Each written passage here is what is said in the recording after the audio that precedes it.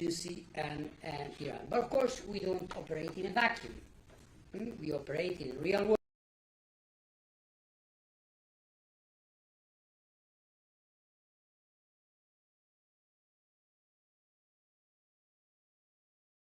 We, and I hope this will be the case, we would be able to say, we have started again, we are inspecting, we are carrying out our work, we will be able to report again on what is happening. I think it will be a positive influence, for sure. Hey, Didi Grossi. I have a couple questions, one on Iran and one on the budget. On the Iran issue, this is the first time we've spoken since the June events took place. You clearly said in the extraordinary board meeting that the attacks violated international norms, but you did not address the targeted murder of nuclear engineers and nuclear scientists. So I'm giving you the opportunity right now to condemn the targeted murder of nuclear engineers and nuclear scientists. Is that something that you condemn? I'm a diplomat. In talking to resolve questions. So I would never condone, rejoice.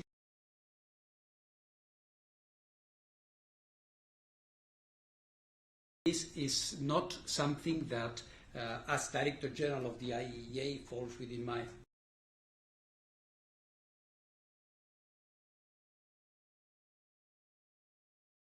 We deplore the use of violence. And of course, this is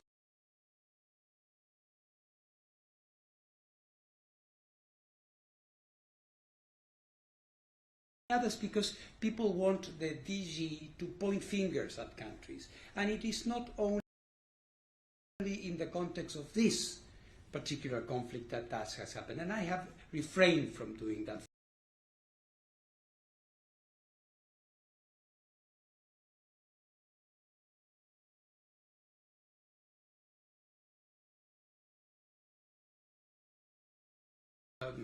I would say political criticism, finger-pointing, attribution of guilt and things like that, I don't think are helpful so opportunities. I'll move on to the second question then. Yes. But all those nuclear scientists and nuclear engineers that you work with around the world, they should be looking over their back because they're fair game.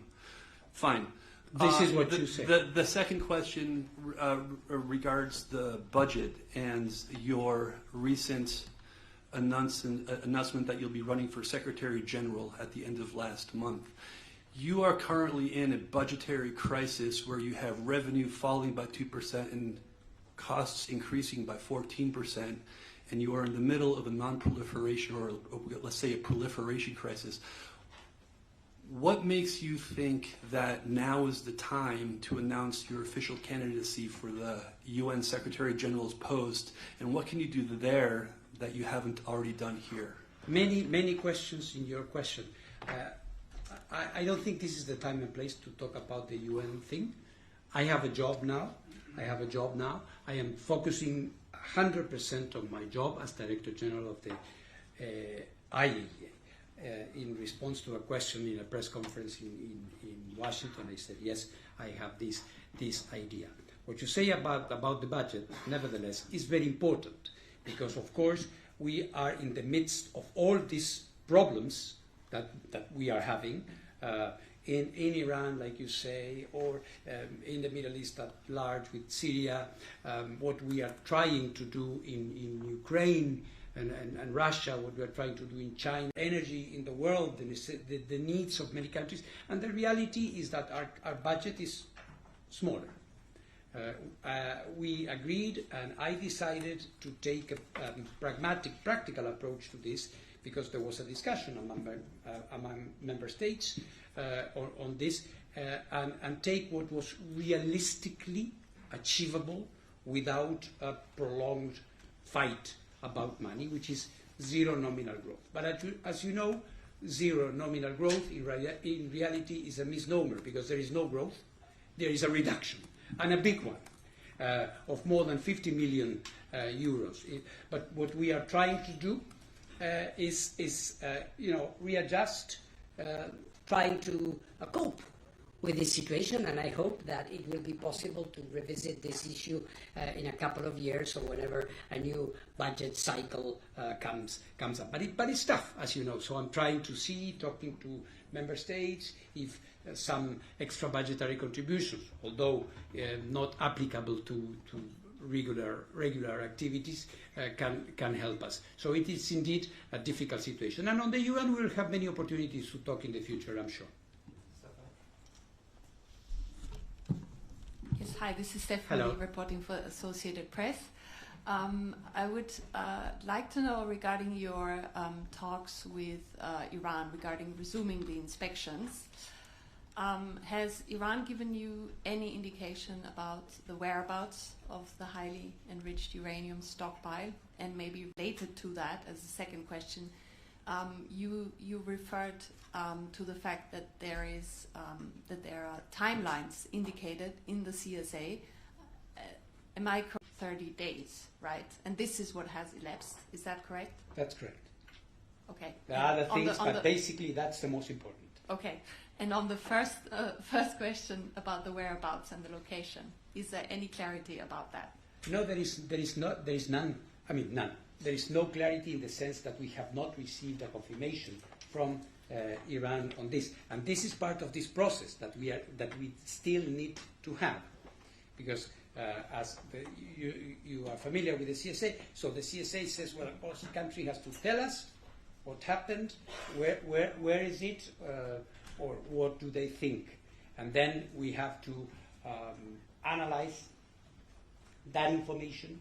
Our safeguards experts have to look at it, and there will be presumably an interactive sort of process. We will say, okay, we would like to see this, to see that. How about this issue? It's a matter of the strictly bilateral contact with Iran has to. At the same time, as you know, there is a lot of information, including through publicly available satellite imagery, and there are lots of comments about this. So I would say the lack of clarity about it is relative. But we are hoping that if I and of course my Iranian counterparts, we are successful in coming to some understanding in the next few days or hours, then we will be able to move by the book, so to speak. Behrang Tajdin, BBC Persian. Yeah. Director General, to the IAEA inspectors or disclose the location and the status of their enriched uranium, that information could be used by Israel and the United States to mount further attacks on Iran and these facilities. What assurances can you give Iran that this wouldn't happen? And more broadly, as the director of the IAEA, you have talked about the dangers of military attacks on nuclear facilities. What can you do, or what are you willing to do to prevent any such attacks on IAEA? Confidentiality has been mentioned a lot. Iran being one of the most inspected countries in the world and with a long relationship with our safeguard experts, know very, very well that the IAEA never pass any information to anybody, never, ever. We understand that at the time of war or attacks, there are emotions, people say things. We don't get into polemics, but the integrity of the work of the IAEA cannot be put into question under any circumstance. So for those who are technically savvy and know how the agency works, they know very well that the information is perfectly protected. This case of the information of the agency being functional to attacks is absurd, as I've said many times. So I hope that this narrative will stop at some point.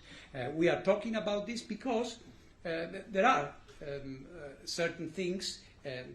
We take this very seriously. We do not, sideline or push back on this. We are ready to talk about their security concerns, and this is part of what we are discussing now, because there could be within this comprehensive safeguards agreement, within the book that we have as how you do inspections, there are certain things that could be reinforced even to make sure that there is, more reassurance. We know very well what we do, but if more reassurance is needed, we can, of course, give it, and Iran is entitled to seek as much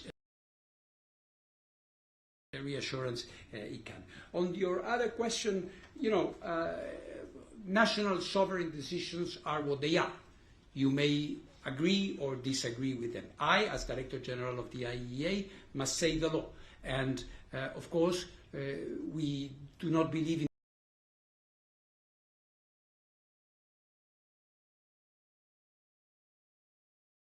like the IAEA has to resolve problems. And this is something, it's a message I pass wherever I go and with whomever I speak, including world.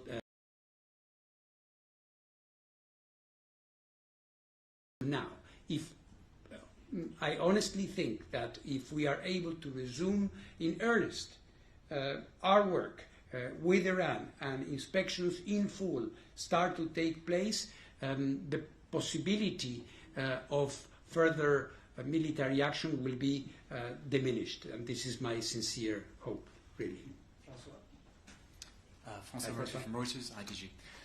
Just to clarify a few of the things that you've said today and in the previous days. You mentioned that you're a diplomat, so obviously you're focusing on the positive. You're saying things are moving in the right direction in your talks with Iran, but they're clearly taking longer than you would like. I mean, you'd hope that we would be done by now, and now you say you're hoping to be done in the next few days. So, sort of to turn the positive statement on its head, like, what's the problem? Since you say that it could be days, it could even be hours. I mean, it sounds like it's really quite unclear to you, like, how much further there is to go. So, what specifically are the problems beyond the fact that Iran wants to protect the confidentiality of where its HEU stockpile is? And then also, you have also been talking about the fact that this is an agreement on modalities. Yeah? So this is essentially like a precursor to inspections resuming, and there are a few things that have to happen if and when you do come to an agreement, including Iran's statement on where its HEU is, which can take a few weeks. So just to give us a clearer sense of what would come after an agreement, like how soon could we reasonably expect the agency to return to particularly the sites that were bombed, like Fordo or Isfahan or Natanz, after this initial agreement is reached? Yeah. Well, I think the second part of your question, to a certain extent, answers the first part of your question, because there you have the difficulties. You were asking me what are the difficulties, and the difficulties lie on the fact that we need to perform a number of inspections. We have to go to places that, as you say, were destroyed partially or totally, where the conditions for physical access could be challenging. So we need to discuss with them. It's not a straightforward discussion. We go and that simply we inspect.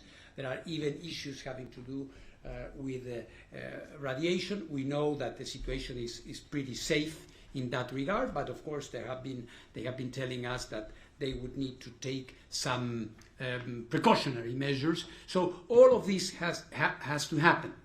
And there, what we are discussing, or what are the minutiae of the negotiation of the paper. But I would place the difficulties in that. It's a host of issues having to do. When you start, what do you do? They, importantly, François, they have a new system, internal system, and I cannot take issue with that. Countries have the right to establish, provided they comply, their internal process. And now the internal process involves very high political instances.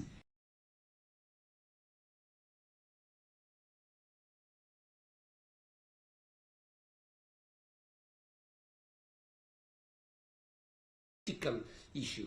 Now there seems to be, we will see with time, but there seems to be a political segment that has been added. So, which is their right. You know, I would like inspections to be always considered as a technical thing, but I cannot challenge that. So the difficulties lie around that. But we are closer to an agreement. I hope we will have one.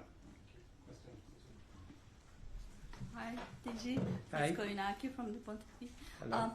Related to the Iran inspection, can you clarify a little bit more details of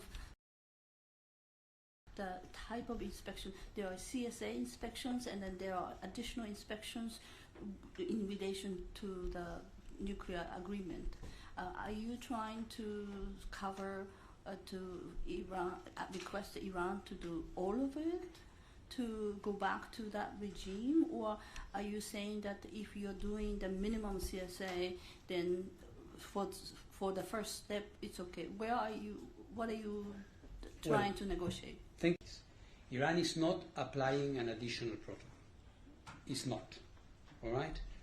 So they have been applying it from time to time according to the political winds. When things were going right, they were applying it, then they stopped applying it. In any case, their only obligation, we must admit, is the CSA. So it's going to be that.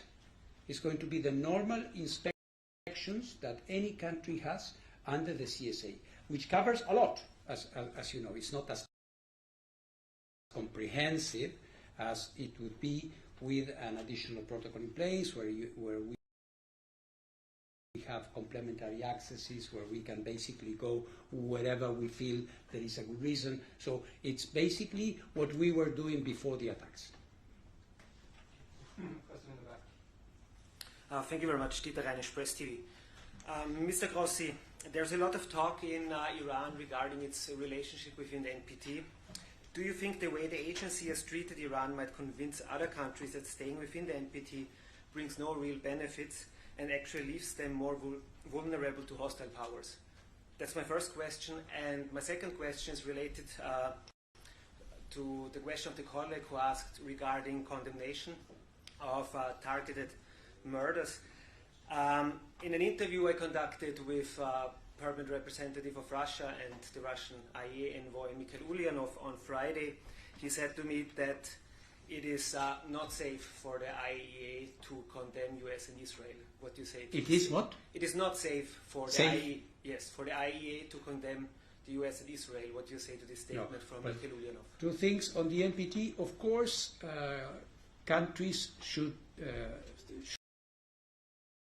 be parties to the NPT, including those who are not.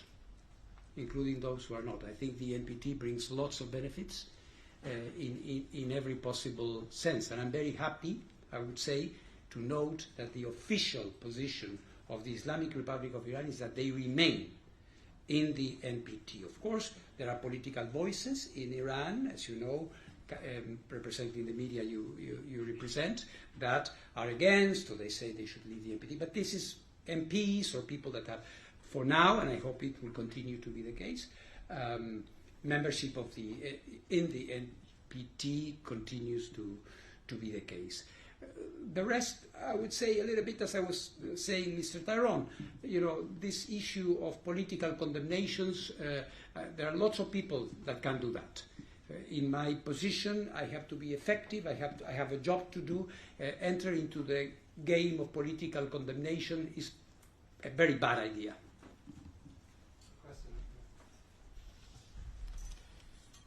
Merci. Bonsoir, c'est Al-Mayadi TV. Oui, allez-y. J'ai remarqué ce matin, durant votre discours, que vous étiez vraiment optimiste, ou même très optimiste. Et vous avez répété tout à l'heure que dans de peu de jours ou des heures, vous avez peut-être de bons résultats avec les Iraniens. Ma question, sur quoi vous vous êtes basé pour cette ère d'optimisme?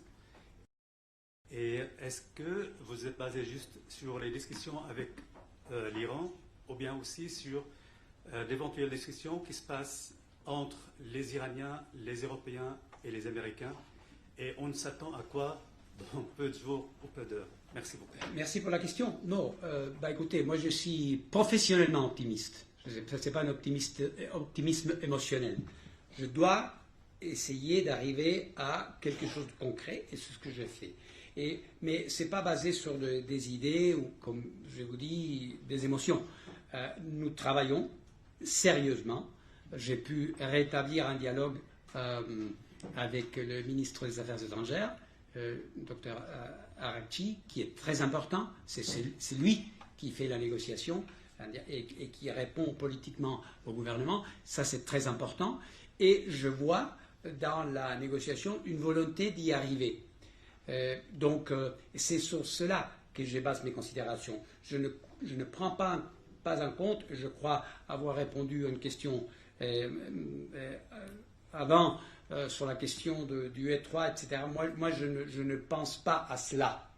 Je sais que cela existe, ça a une influence inévitable sur tous les acteurs ici, au Conseil des gouverneurs, les trois, les Iraniens, évidemment, mais pour ce qui est de ma négociation, moi je me concentre sur mon dossier, c'est-à-dire recommencer les inspections. Je vois qu'il y a des avancées, je ne peux pas dire, évidemment, qu'on y est, mais je crois qu'on s'approche et j'espère qu'il n'y aura pas de difficultés, comme M. Murphy vient de le dire. Il y a des difficultés, oui, mais c'est ça, je pense que c'est inévitable dans n'importe quelle négociation. Donc espérons qu'on pourra arriver à un bon résultat. Vous espérez quoi dans 2-3 jours? Vous espérez quoi? Pardon? Vous espérez quoi, d'arriver à quoi? Quel accord avec les Iraniens qui vous permet de faire quoi? Bon, on parle d'une série de modalités techniques. C'est de cela qu'on parle. On ne parle pas d'un accord politique. On parle de mesures techniques très spécifiques qui guideront nos inspecteurs dans le travail d'inspection. C'est ça. Can I take one more question? Hello, DJ Kurusi. Hello. This is Ahmad Samadi from Iran International TV. Recently, you mentioned that IAEA inspectors were scheduled to visit a major facility in Isfahan in June, but airstrikes by Israel began on the same day. Yes. My question is, what activities were planned there? And is uranium enrichment taking place at the site? Second question is, how confident is the IAEA that Iran is not carrying out enrichment at any locations or facilities in Iran? Well, I think the fact that we could not go prevents me from answering the question. They announced that immediately on the same day, as it should. The Department of Safeguards requested an initial visit and inspection, which was granted and was going to take place. So I suppose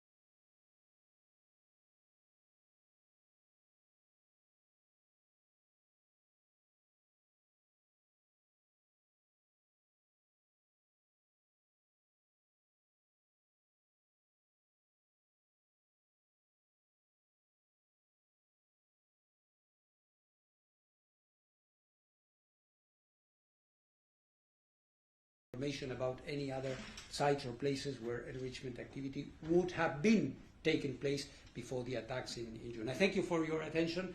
We'll see you very soon.